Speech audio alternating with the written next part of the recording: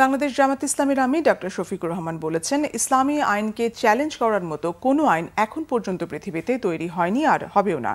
Bangladesh lawyers কাউন্সিলের ইফতারে তিনি বলেন, আদালত ও হাসপাতাল গণমানুষের কল্যাণে ইনসাফ ভিত্তিক হলে দেশের চেহারা পাল্টে যাবে।